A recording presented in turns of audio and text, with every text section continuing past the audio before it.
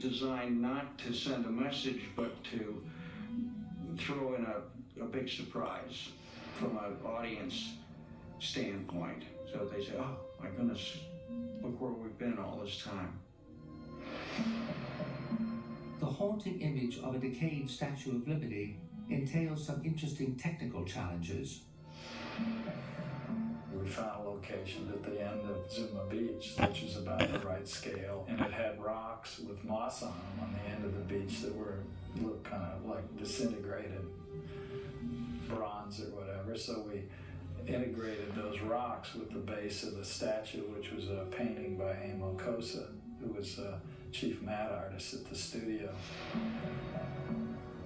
And Frank was lamenting that he just didn't want to cut to the master shot. He wanted to introduce the statue, but you don't know what it is. And so I had envisioned, being up on the bluff on a dolly track and shooting down over the foreground miniature. And what it entailed is building the head and the torch 1/2 full scale. I had the grips build a tower 70 feet high to get the right perspective. Leon Shamroy was the cameraman, and Leon was close to 70. And he looked at this 70-foot tower, and he says, I'm not going up there. So he didn't go up there. And the first assistant director had acrophobia. He wasn't going up there. And Frank just handed me the megaphone. He says, you build it, I'll meet you at the top. So Frank and I went up and made the shot. The rest was history. Shooting was completed on August the 10th, 1967, with the production coming in on time and on budget.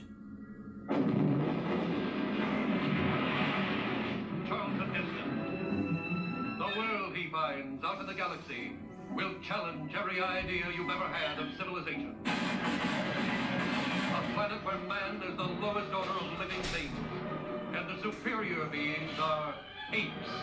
Planet of the Apes had its world premiere on February the 8th, 1968. It was a box office smash, grossing over $26 million and reaching audiences of all ages. They build the cities, make the laws, the gods. Adults responded to its intelligent script and first-rate performances. Man has no understanding. Children thrilled to the film's adventure and fantasy elements. 20th Century Fox transformed the motion picture screen into Planet of the Apes. The film also found favor with critics, who praised its uniqueness, timely political commentary, and entertainment value. Planet of the Apes, beyond your wildest dreams.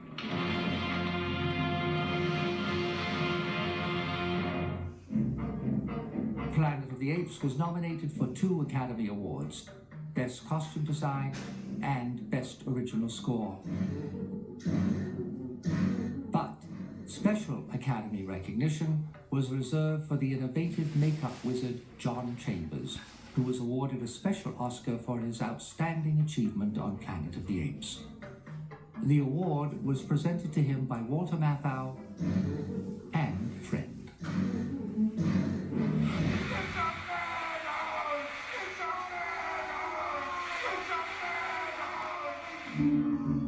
Planet of the Apes had reached a pinnacle of success that no one could have predicted. It was now officially a phenomenon. And with audience interest at its peak, a meeting was called at 20th Century Fox between the producers and elated studio executives. Stan Huff, head of production, says, you gotta do a sequel. I said, Stan, there's no way we can do a sequel. There's no place to go. I want to do a thing on Mars. He said, you have to find a way. I had never thought of a sequel. At the time of Planet of the Apes, no one was talking sequels very much, or at all. For 20th Century Fox at that period of time, this started the notion of recapturing the success of the first. As thoughts inevitably turned towards a sequel, the producers faced an impossible challenge. That half-buried Statue of Liberty had become a cinematic and cultural milestone, and it cast a very long shadow. How could anyone go beyond the film's apocalyptic vision? how could they go beyond the Planet of the Apes? With studio pressure mounting for a sequel, Jacobs returned to two of the men who had helped make the original film so successful, Rod Serling and Pierre Boulle. During the next few months, both men submitted a wide range of proposals. Jacobs rejected them all, feeling the concepts did not provide the kind of visual shocks that had made the original so successful. Planet of the Apes was indeed proving a hard act to follow, until associate producer Mort Abrams went to London and met with Academy Award-winning screenwriter and poet Paul Dane. Dane was known for his work on Cold War suspense thrillers like The Spy Who Came In From the Cold. He was also famous for co-writing the James Bond classic Goldfinger. I was in London on something else entirely and met with Paul and told him, frankly, I was having trouble with this development of this idea. He said, let me toss it around. And he called me about 2-3 days later and said, I think I have an idea how to do this. Working closely with Mort Abrams, he submitted his first outline in September 1968. Called Planet of the Apes Revisited, it contained many ideas that would find their way into the final film, and one that would not. The conception of a half-ape, half-human child, seen here in a rare screen test.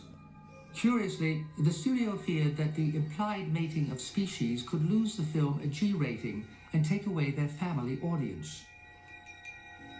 With Franklin Schaffner already committed to Fox's big-budget epic Patton, the job of bringing the Apes sequel to the screen was given to veteran film and television director Ted Post. But just after Post signed to direct the new Apes film, he threatened to resign when told that Charlton Heston was unwilling to return as Taylor. I had told Arthur that I don't think that a sequel will hold without the original star being in it. And they took a little bit of time to scratch their heads about that and finally came up with a solution which hooked Chuck Heston back into the sequel. Dick Zanuck called me. He said, Chuck, we have to do a sequel, you know. He said, this film is enormous. I said, I don't want to do a